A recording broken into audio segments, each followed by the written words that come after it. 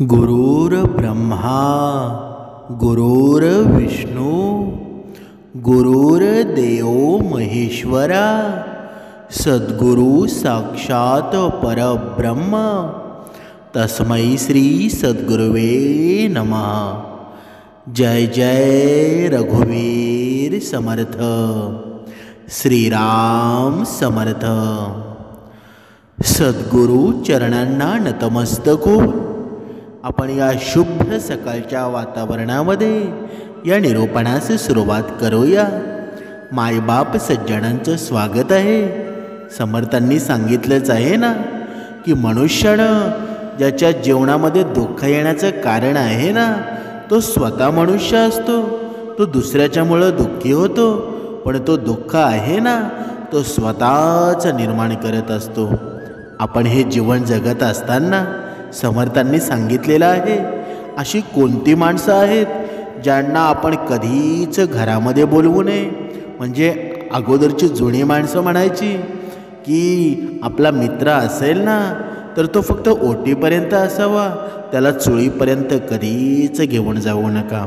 म्हणजेच कारण ही भारतभूमी आहे ना, संतांची भूमी आहे। आपल्या संस्कृतीमध्ये अतिथी देवो भव असं म्हटलं जातं ना, म्हणूनच समर्थांनी सांगितलेलं आहे, घरात पाहुण्यांचं स्वागत करणं ही आपली परंपराच आहे ना। परंतु काही व्यक्तींच्या स्वभावामुळं त्यांना घरात बोलवणं आपल्या आयुष्यावर, शांततेवर आणि नात्यांवर वाईट परिणाम करू शकतं।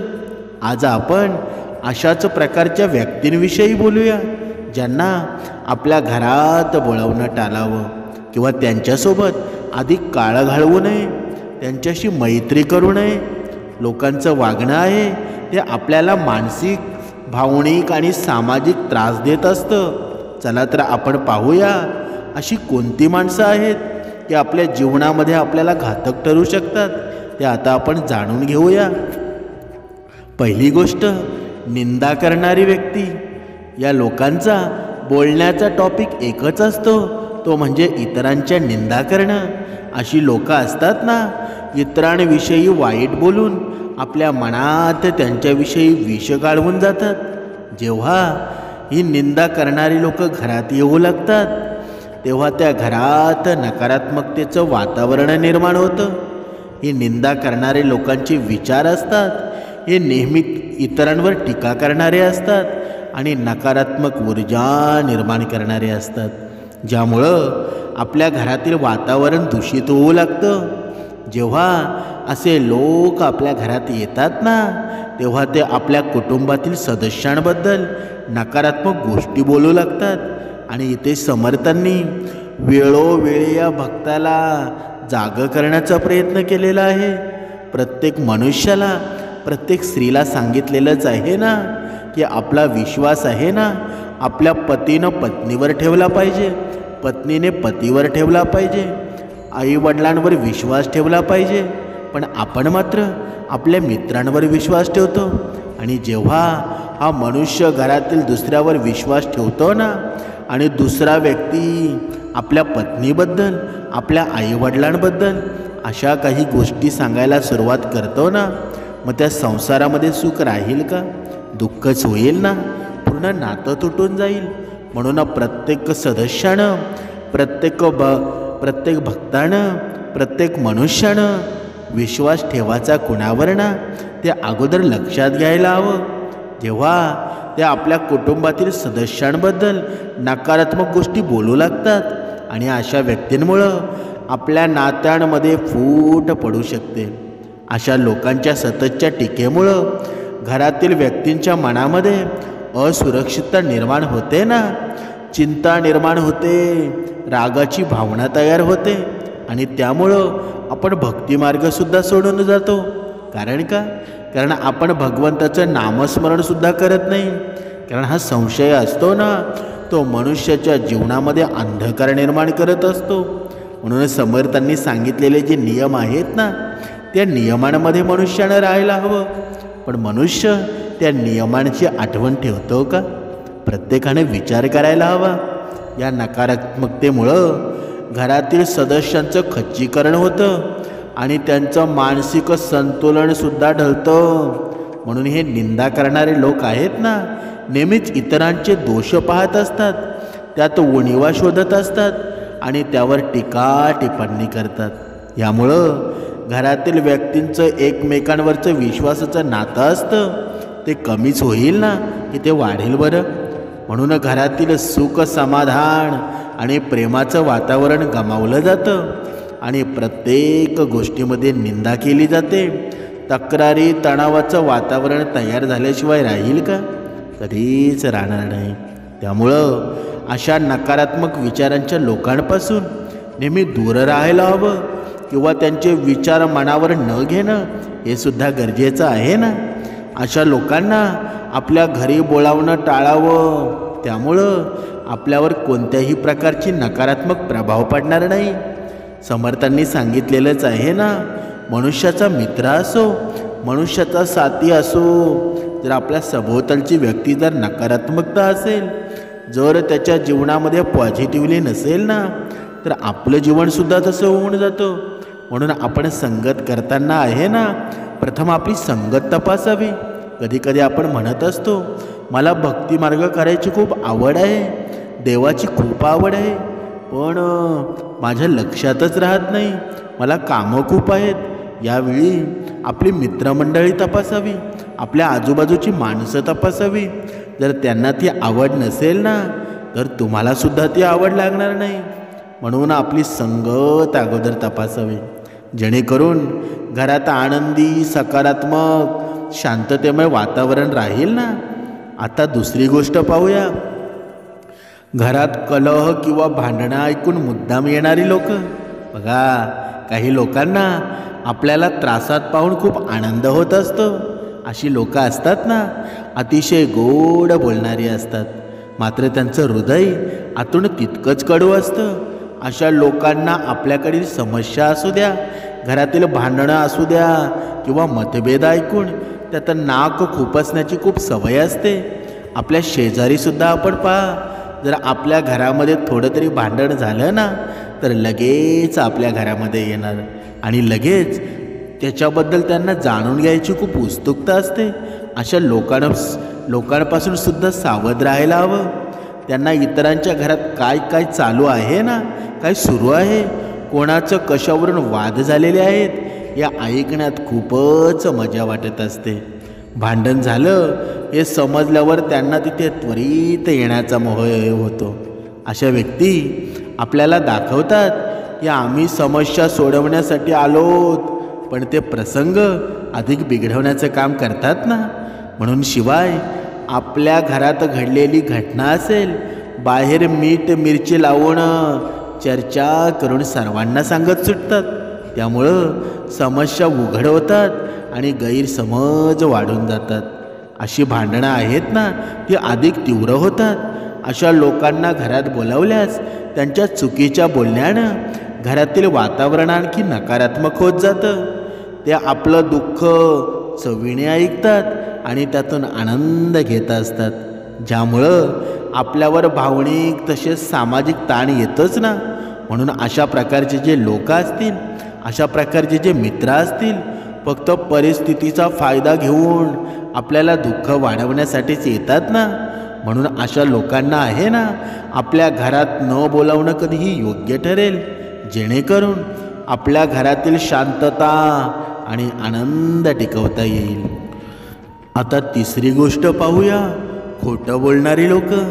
ही खोटं बोलणारी लोक असतात ना, आपल्या घरात नकारात्मकता ऊर्जा आणत असतात.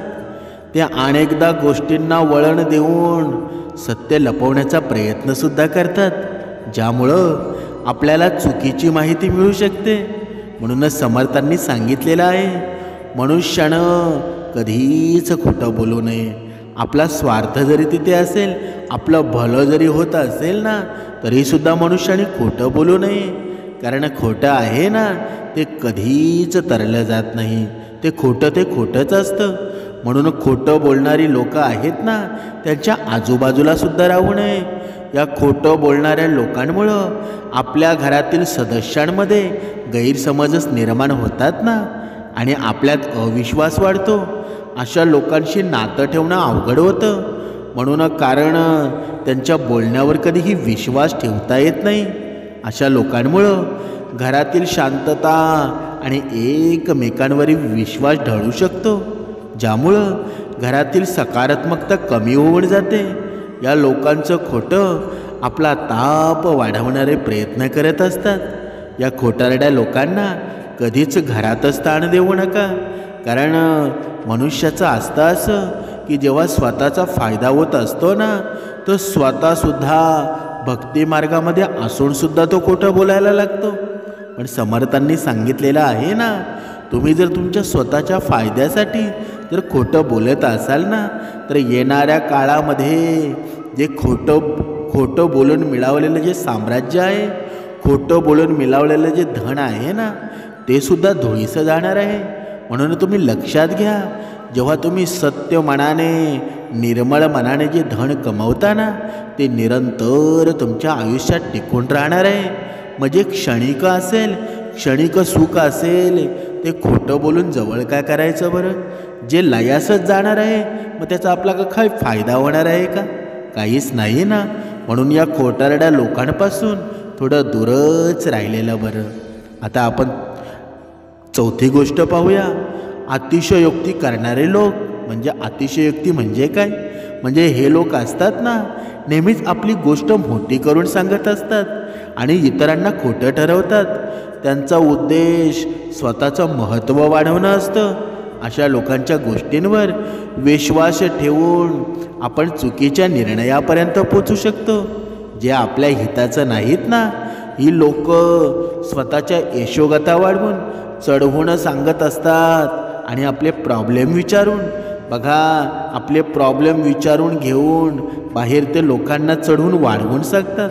म्हणजेच आपला जरी मित्र असेल ना, तरी आपल्या मित्राची नालस्ती ते करत असतात. अशा प्रकारच्या व्यक्तींना आपल्या घरात कधीच येऊ देऊ नये. ते हानिकारक ठरू शकतं. म्हणजे अगोदर आपला मित्र आहे ना, तो मनुष्याने नक्कीच तपासावा. आता तुम्ही म्हणाल का मित्र मनुष्याचा शत्रू असतो का? नक्कीच शत्रू नक्कीच नसतो. पण माणसाला दारू प्यायला, तंबाखू खायला म्हणजे व्यसनाधीन करण्यासाठी मित्रच शिकवत असतो. कधी आईवडील शिकवतात का? मित्राच्या संगतीमध्ये जाऊन व्यसन करतो ना. म्हणून मित्र आहे ना, तो चांगलासुद्धा तेवढाच आहे, पण वाईट आहे ना, तो 90% वाईट असतो. कारण का? कारण 10% मित्र चांगलेसुद्धा आहेत. कारण श्रीकृष्ण स्वारी सुदामाची आपण मैत्री पाहिली. ती मैत्री होती कशी बरं? ती मैत्री आता कलियुगामध्ये पाहायला मिळेल का? म्हणून समर्थांनी सांगितलेलं आहे, प्रत्येक मनुष्यानं आपला मित्र तपासायला हवा. आपला मित्र कसा आहे ना, याच्यावर आपलं जीवन चालू असतं.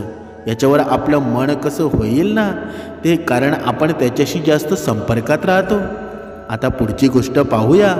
पैशाचा माझा असणारे लोक. ही खूप महत्त्वाची गोष्ट आहे. काही लोक असतात, पैसा या विषयावर लांब लचक गोष्टी करू शकतात. त्यांच्या दृष्टीनं पैसा याशिवाय काहीच महत्त्वाचं नसतं. प्रत्येक गोष्ट ते पैसा या घटकावर मोजू शकतात.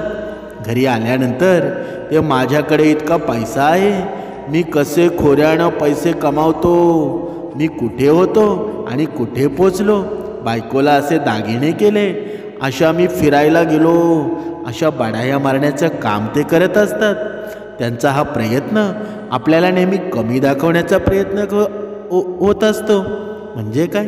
म्हणजे समर्थांनी सांगितलेलं आहे, जर आपला मित्र आपल्याच घरच्यासमोर आपल्याला कमी लेखत असेल ना, तर तो मित्र आपली इज्जतच काढत असतो ना, ज्यामुळं आपल्याला नकळतपणे ताण जाणवतो आणि मानसिक अस्वस्थतासुद्धा वाढते. अशा व्यक्ती आपल्या आत्मविश्वासाला तडा देतात. या व्यक्ती गेल्यानंतर आपण स्वतःला उगाचच समजायला लागतो, कमी समजायला लागतो. वारंवार अशी लोक घरी येऊ लागली ना, तर आपलं मानसिक स्वास्थ्य खराब झालं म्हणून समजा. म्हणूनच समर्थांनी सांगितलेलं आहे, या लोकांना घरात बोलवताना विचार करून त्यांना आमंत्रित करा. आता पुढची गोष्ट पाहूया. सतत तक्रार करणारे लोक. जेव्हा तक्रार करणाऱ्या लोकांना प्रत्येक गोष्टीत दोष दिसू लागतो ना, तो नेहमी नकारात्मक गोष्टीवर लक्ष केंद्रित करतात. कोणतीही गोष्ट त्यांना समाधानकारक वाटत नाही. अशा लोकांमुळं आपल्या घरातील सकारात्मकता हरवू शकते. ते नेहमी दुसऱ्यांचे दोष शोधत असतात, ज्यामुळं आपल्या मानसिक शांततेवर परिणाम होतो ना. बघा, आपल्या घरामध्ये कधीकधी काही लोक येतात ना.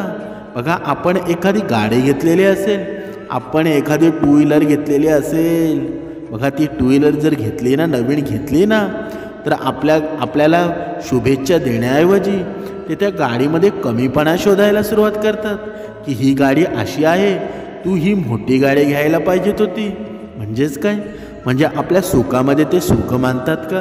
कधीच नाही. आपलं जे दोष असतील ना, ते जगासमोर मांडण्याचा प्रयत्न करतात की तू हे केलं ते कसं चुकीचं केलं. म्हणून या लोकांपासून सुद्धा तुम्ही सतर्क राहायला हवं. आता पुढची गोष्ट पाहूया. अहंकारी व्यक्ती. समर्थांनी सांगितलेलं आहे ना, अहंकारी लोकांना स्वतःचा अभिमान आणि इतरांचा कमीपणा दाखवण्याची सवय असते. ते नेहमी आपल्या विचारांवर ठाम असतात आणि दुसऱ्यांचं मत त्यांना मान्य नसतं. म्हणजे आपण रामायणामध्ये सुद्धा पाहिलं, रावण हा चुकीचा होता, चुकीचा वागत होता, पण ते चुकीचं ते बरोबर आहे ना, ते असं त्याला वाटत होतं. मीच या सृष्टीचा मालक आहे, मीच या पूर्ण जगाचा विधाता आहे, असं तो स्वतःला मानत होता ना. आणि त्याचा मृत्यूच झाला ना, त्याची अधोगतीच झाली ना, दुसरं काही झालं का? म्हणून अशी माणसं असतात ना, ती स्वतःची मतं दुसऱ्यावर लादतात, कोणत्याही गोष्टीचा विचार करत नाहीत. अपशब्द, इतरांना कमी लेखणं, यात त्यांना मुळीच वावगं वाटत नाही. अशा लोकांच्या अहंकारामुळं आपल्या घरातील शांतता बिघडू शकते. कारण ते इतरांची मतं नाकारतात, इतरांची मतं त्यांना आवडत नाही, स्वतःची मतं आपल्यावर ते लादून देतात. अशा प्रकारच्या व्यक्तींना आपल्या घरात बोलावणं टाळावं. आता पुढची गोष्ट पाहूया. अफवा पसरणारे लोक. ह्या अफवा पसरणाऱ्या लोकांमुळं अनेक गैरसमज निर्माण होतात. त्यांचं उद्दिष्ट लोकांमध्ये मतभेद निर्माण करणं असतं. अशा लोकांना आपल्या घरात बोलवल्यास ते घरात आपल्याशी गोड बोलून बाहेर आपल्याविषयी अफवाच पसरवतात ना. म्हणून समर्थांनी सुद्धा सांगितलेलं आहे ना, आपण जेव्हा मैत्री करतो ना, बघा, तुमचा कितीही जिवलग मित्र असू द्या, जो तुमच्याशी जर घनिष्ठ संबंधाने एकजूट झालेला असेल ना, तरी कुठे ना कुठे तुमच्याविषयी त्यांना बोललेलंच असतं, पण आपण मात्र त्याविषयी चर्चा करत नाही. म्हणून मैत्रीमध्ये किंवा नात्यांमध्ये विसंवाद वाढवण्याचं काम आहेत ना, हे लोक खूप चांगल्या प्रकारे करतात. त्यामुळं अशा व्यक्तींना दूर ठेवणं योग्यच असतं. आता पुढची गोष्ट पाहूया. ताण वाढवणारे लोक. या ताण देणाऱ्या व्यक्तींना नेहमी त्यांच्या समस्या असतात, त्या आपल्या जीवनात आणून आपल्याला ताणात ठेवायचं असतं. म्हणजेच अशा लोकांचं बोलणं असतं ना, अशा लोकांचे विचार असतात, समस्यांचा भार आपल्यावर येतो. त्यांच्याशी वेळ घालवल्यामुळं आपणही तणावग्रस्त होऊ शकतो. हे जीवन कसं वाईट आहे ना, आजूबाजूचं वातावरण कसं निगेटिव्ह आहे, आपण बाहेर किती असुरक्षित आहोत, जीवाचं काही खरं नाही, किती आजार वाढलेत, जीवनाचा भरोसा नाही, अशी अतिशय ताण वाढवणारी बडबड आहे ना, ही लोक करत असतात. त्यांना प्रत्येक गोष्टीमध्ये काहीतरी वाईटच दिसत असतं. अशा व्यक्तींना घरात बोलावणं टाळावं, जेणेकरून आपला मानसिक संतुलन ढळणार नाही.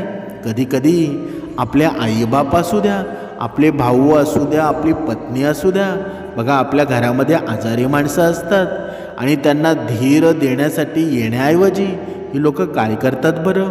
उलट त्यांच्या आजारासाठी आधार न देता त्यांना त्या आजारामध्ये घाबरवून टाकण्याचं काम करतात. मग ते जास्त जगतील का? जिवंतपणीच प्राण सोडून देतील ना. म्हणून अशा लोकांपासून सावध राहा. आता पाहूया. इतरांविषयी मनात द्वेष निर्माण करणारे लोक.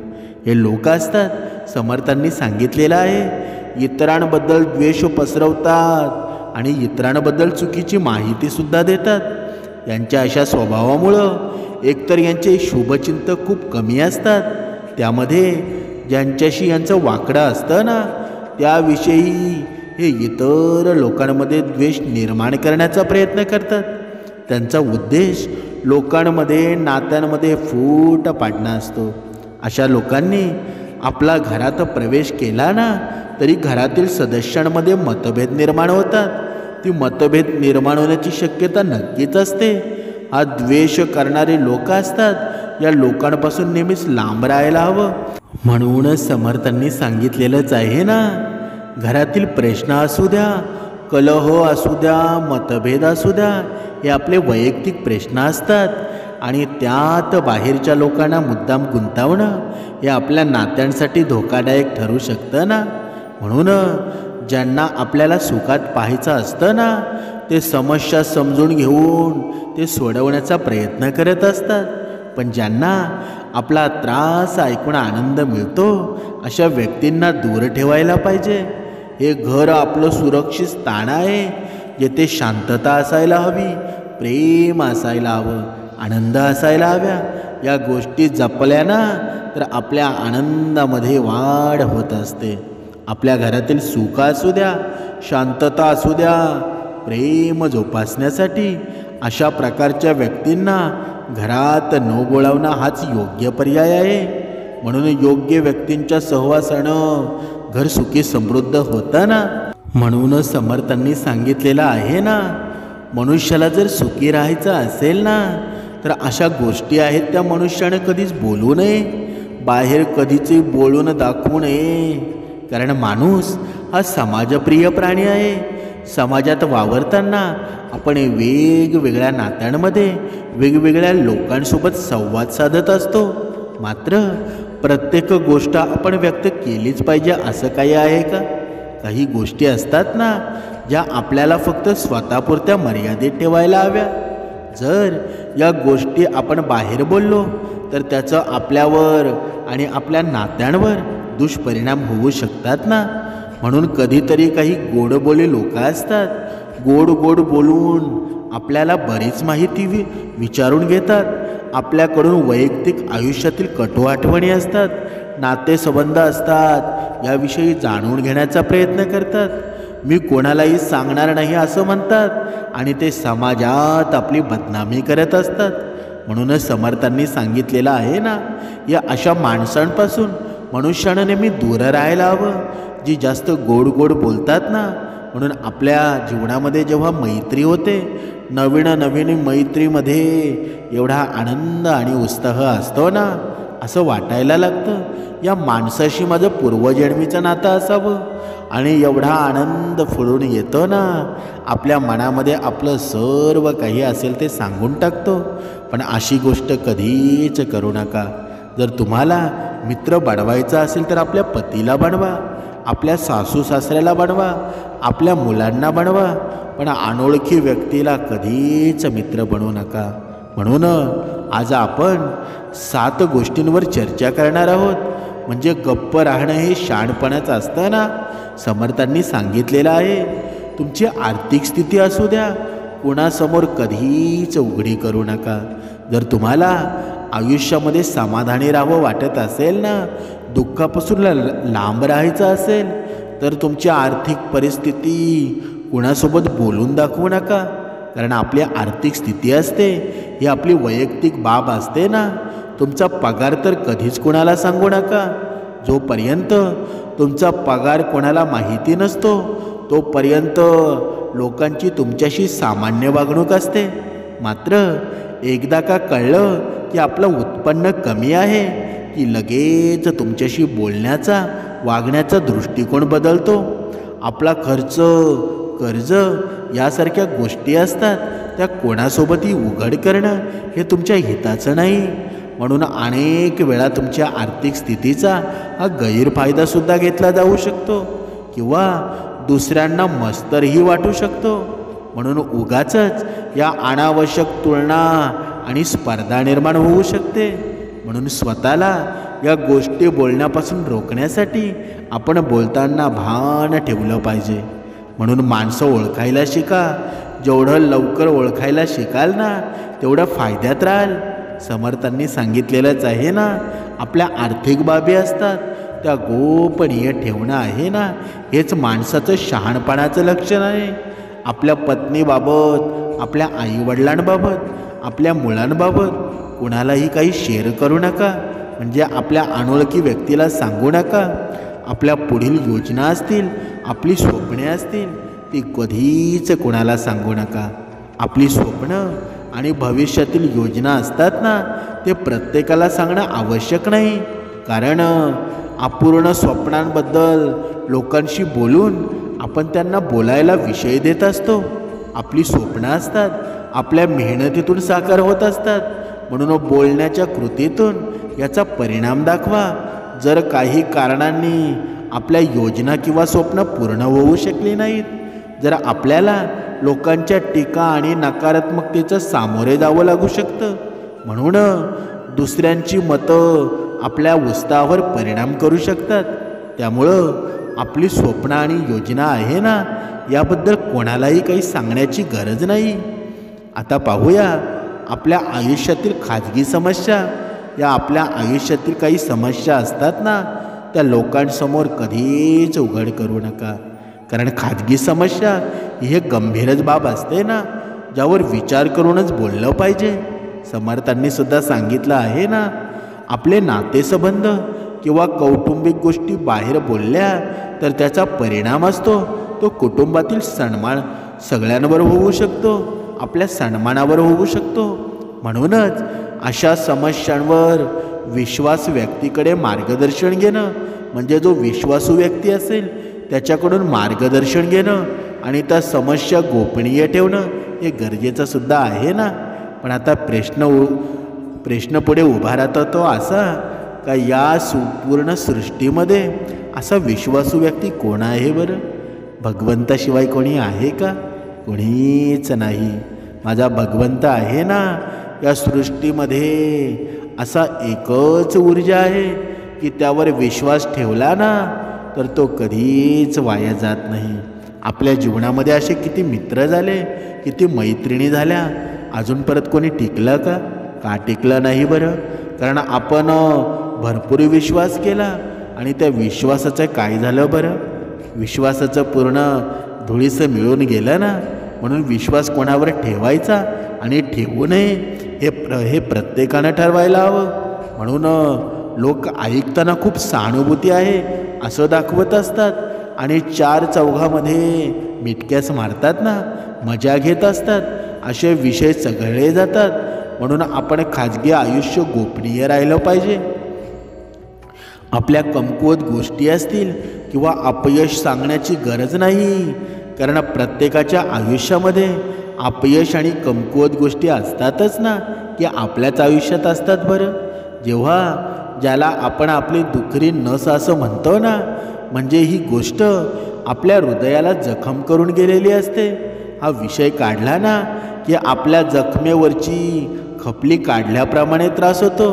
मात्र अशा गोष्टीवर बाहेर चर्चा केल्यास दुसरे लोक त्याचा गैरफायदाच घेऊ शकतात ना. याचा परिणाम असा होतो की तुम्हाला निराशाच निर्माण होते. यावर उपाय म्हणजे या गोष्टी स्वतःसाठी ठेवून त्या सुधारण्यासाठी प्रयत्न करणं. म्हणजेच इतरांबद्दल नकारात्मक मतं स्वतःकडे ठेवा. समाजात वावरताना आपल्याला अनेक लोकांची मतं पटत नसतात. त्यांच्याविषयी मनात चीड किंवा राग असतो.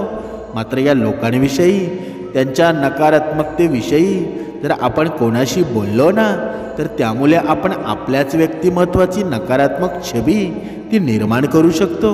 म्हणून लोक आपल्यावर नकारात्मकता विचार करणारा म्हणून असं सुद्धा ओळखू शकतात. शिवाय आपल्याशी गोड बोलून, आपल्याकडून सर्व माहिती घेऊन त्या व्यक्तीला तुम्ही काय बोललात ना हे सांगून समोरची व्यक्ती तुम्हाला अडचणीतसुद्धा आणू शकते. एक गोष्ट लक्षात ठेवा, ज्यामुळं दुसऱ्यांबद्दल न बोलता त्याच्याकडे जेवढे सकारात्मक दृष्टिकोनातून बघता येईल ना तेवढं बघण्याचा प्रयत्न करा. म्हणजेच आपण अलिप्त राहणं सुद्धा खूप महत्त्वाचं आहे. अलिप्त म्हणजे काय? म्हणजे या वैखरीनं अलिप्त. जर ही वैखरी कमी चालवली ना तर तुम्हाला जीवनामध्ये खूप फायदा होईल. म्हणजे आपली वैयक्तिक माहिती असेल ती कधीच कुणाशी शेअर करू नका.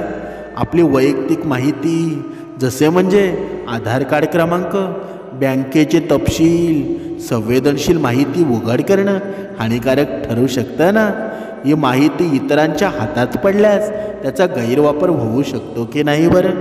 म्हणून ही माहिती गोपनीय ठेवून सुरक्षेच्या दृष्टीनं दक्ष राहणं गरजेचंच आहे ना. समर्थांनी सांगितलेलं आहे, कधीकधी आपलं काय चुकतं बरं? आपल्या यशाचं गोडवं आपण गात सुटतो, पण कधीच आपल्या यशाचा बघा बोंबाटा करू नका, गोडवं गाऊ नका. आपल्या यशाची स्तुती स्वतःहून सांगणं हे अहंकाराला चालना देऊ शकतं की नाही बरं?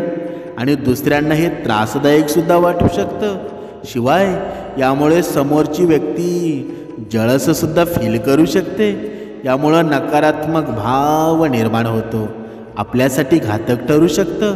त्यामुळं विनम्रतेनं आपलं यश स्वीकारावं.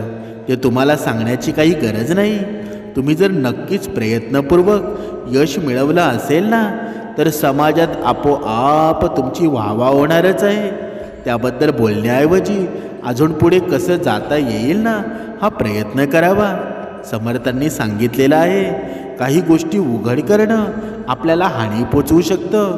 म्हणून त्या बाबतीत गप्प राहणं कधीही शहाणपणाचं असतं ना.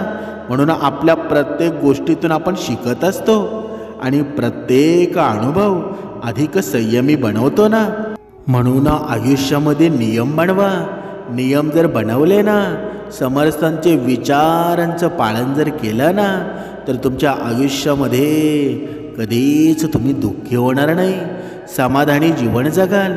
आणि जर तुम्ही तुमच्या फायद्यासाठी, तुमच्या हितासाठी जर वाईट मार्गाचा अवलंब केला तर तुमच्या जीवनामध्ये दुःखच येणार आहे ना. म्हणून या आयुष्यामध्ये या निरूपणामध्ये सांगितलेल्या गोष्टी आहेत ना, या गोष्टी लक्षात ठेवा. तुमच्या जीवनामध्ये सद्गुरू कृपासुद्धा होईल आणि सर्व मार्ग तुमचे खुले होतील. म्हणून 2 वेळची उपासना करा, भक्ती मार्गामध्ये मन लावा. तुमच्या जीवनाचं सोनं झाल्याशिवाय राहणार नाही. जय जय रघुवीर समर्थ.